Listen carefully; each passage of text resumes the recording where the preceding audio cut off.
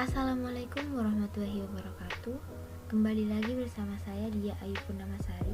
Pada kesempatan kali ini saya akan membahas praktikum 10 tentang Linux booting process. Oke, dalam modul ini ada tugas pendahuluan. Nah, dan pada kesempatan kali ini saya akan menjawab tugas pendahuluan ini, dan saya juga telah membuat PPT-nya. Ya, langsung saja kita jalankan. Linux booting process. Tugas pendahuluan. Nomor 1. Sebutkan inisialisasi proses apa saja yang dilakukan oleh sistem operasi Linux pada saat booting. Nah, kita bisa lihat pada gambar yang di sini. Dimulai dari sistem startup oleh BIOS atau boot monitor. BIOS adalah Basic Input Output System, yaitu antarmuka level terendah antara komputer dan peripheral. BIOS melakukan pemeriksaan pada memori dan mencari instruksi pada master boot record atau MBR pada floppy atau hard drive. Nah, dan MBR di sini master boot record menunjuk ke bootloader.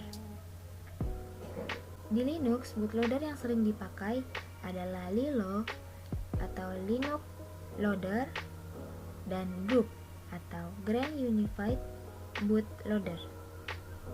Nah, Lilo atau GUB akan membaca label sistem operasi yang kernelnya akan dijalankan. Kernel akan menjalankan sistem operasi Linux. Yang pertama kali dikerjakan oleh kernel adalah menjalankan program init. Init adalah root atau parent dari semua proses yang dijalankan pada Linux. Proses pertama yang memulai init adalah script /etc/rc.d/rc/sjs init. Nah, program init kemudian menentukan jenis run level yang terletak pada file /etc/init tab.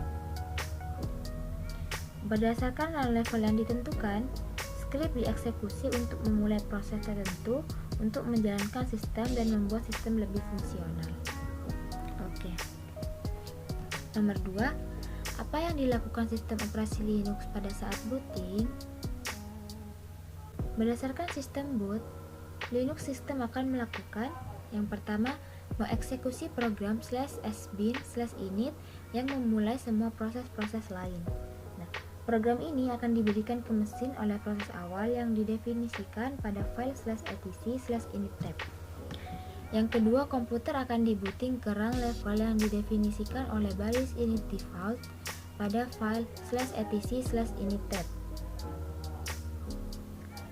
Yang ketiga, satu dari proses-proses yang dimulai oleh init adalah /sbin/rc. Script ini menjalankan sekumpulan script pada direktori. Yang terakhir, script pada direktori tersebut dieksekusi pada setiap boot step dari operasi sampai menjadi operasi yang lengkap. Oke. Yang ketiga, apakah isi dari file /etc/init tab? Sebutkan sistem proses yang dapat dimasukkan pada variabel init default dan jelaskan maksudnya. Isi dari file /etc/init tab yaitu berisi perintah-perintah untuk memulai sistem. Nah, sebutkan sistem proses yang dapat dimasukkan pada variabel init default.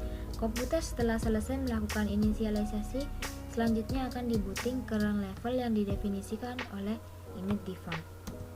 Oke, selanjutnya nomor 4. Apa yang dimaksud dengan run level pada Linux?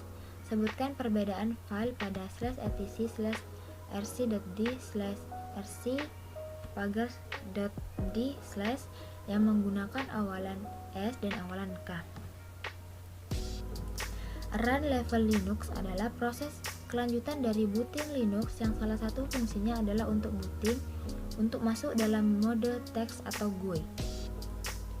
State pada run level atau halt yaitu dimulai dari 0, shutdown, lalu satu single user mode, kedua multi user, yang ketiga default text start full multi user, yang keempat unused, yang kelima x11, dan yang keenam terakhir reboot.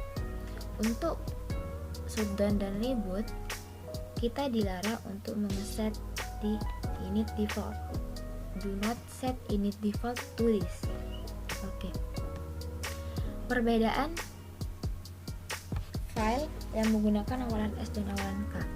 Skrip yang dimulai dengan huruf S akan dijalankan selama sistem boot dan kemudian akan berjalan pada background. Dan skrip yang berawalan huruf K akan dieksekusi pada saat shutdown. Sistem ini menyediakan urutan sistem ke state yang berbeda untuk mode aktivasi skrip init. Oke, nomor 5 yang terakhir. Apa yang dimaksud dengan perintah service dan check config? Perintah service merupakan skrip sistem init dan berjalan sebagai proses yang dapat diprediksi. Sedangkan perintah check config merupakan perintah yang digunakan untuk membangkitkan dan memutuskan link antara direktori /etc/rd.d/init.d/ dan direktori run level /etc/rc.d/rc 0-6 yang tadi .d/ untuk mengontrol inisialisasi proses boot dan proses shutdown. Oke, mungkin itu saja yang dapat saya sampaikan. Kurang lebihnya mohon maaf. Terima kasih. Wassalamualaikum warahmatullahi wabarakatuh.